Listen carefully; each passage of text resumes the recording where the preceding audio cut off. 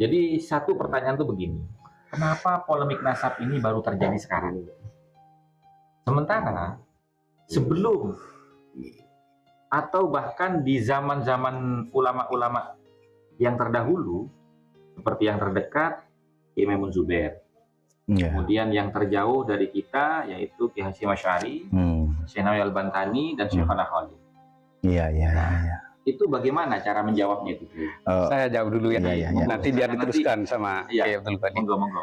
Saya jawab dengan penjelasan Kiai Imad yang saya temukan di videonya beliau. Kenapa beliau baru meneliti nasab mereka itu baru setelah 2019?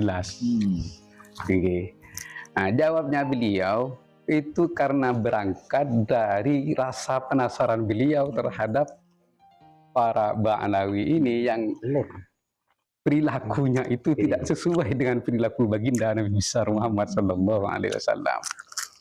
Sering bikin onar, sering mencaci di panggung-panggung. Nah, ini kan bukan perbuatan perilaku baginda, dan juga ini bukan perilaku para sahabat Nabi. Bahkan para dzurriyyah Nabi tidak pernah seperti itu. Nah, dan saya menambahi, Gus. Dulu terjadi diskusi antara Gus Fahrur dengan Kiai Imad dalam sebuah video yang viral. Katanya Gus Fahrur, pertanyaannya itu, kenapa polemik nasab ini hanya terjadi di Indonesia? Kenapa tidak di negara-negara lain? Kemarin saya juga diskusi melalui grup IA, bersama para santri-santri Makkah. Para santri-santri Makkah diskusi tentang kenapa kok terjadinya di Indonesia. Makanya saya jawab dengan jawaban polemik nasab ini terjadi di Indonesia karena arogansi para habaib. Dan brutalnya beliau di dalam berdakwah, mencaci, menghina, bahkan melaknat. Kadang ngajak perang, ngajak caro. Masa seorang alim ulama pendakwah ngajak caro, suruh asah celuripnya. Jadi seharusnya para pendakwah ini mengajak umat ke jalan yang benar, mengajak umat ke persatuan. Wa tasimu bihablillahi jami'an wa la tafarraqu. Apa permasalahan yang terjadi kok ngajak caro? Ada sikap dan perbuatan serta perkataan yang membuat kita itu ragu. Nah, itu dari situ Kiai Imad tuh berangkat untuk meneliti apakah benar mereka ini dzurriyyahnya Kanjeng Nabi, begitu ya. Kok sikap, perilaku dan pernyataannya ini jauh daripada sifat dan karakteristik Kanjeng Nabi Muhammad. Betul, itu simpelnya seperti itu. Bisa ditambah dengan. Lalu begini, Kiai. Apakah Kiai Imad atau para kiai-kiai yang ikut berkomentar di polemik nasab ini lebih alim daripada Syekh Nawawi, Ki Hasyim Asy'ari, kemudian Syekh Khalil, dan yang paling dekat Mbah Yai Maimun Zubair gitu. Nah, ini bagaimana ini gitu loh? Asbabul wurudnya dulu tidak ada, Gus.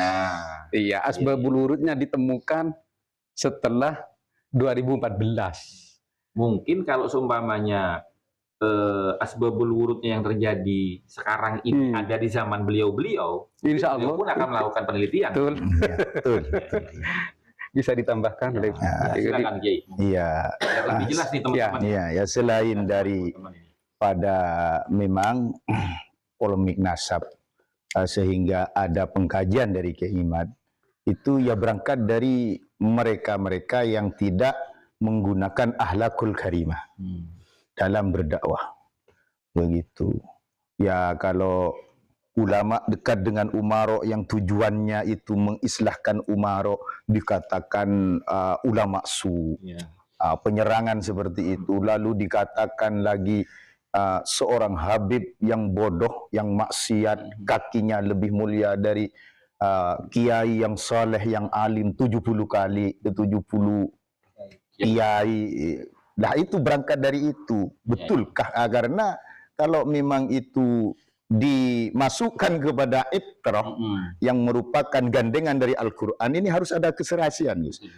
Sehingga betul kata beliau, munculnya akhlak-akhlak yang tidak terpuji ini bukan di masanya Ki Hasyim Asy'ari, bukan di masanya Mbah Mamun Zubair, bukan di masanya Syekhona Khalil Bangkalan. Itu tidak ada di sana. Di sana banyak habaib itu akhlaknya mulia. Begitu di masa itu, dan tidak pernah keluar-keluar di publik. Nah, begitu. Walau kalau kita urut nasab yang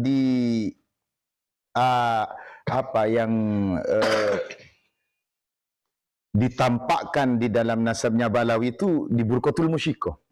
Sampai abad 10-11. Abad 11 itu mereka menggunakan Al-Habib.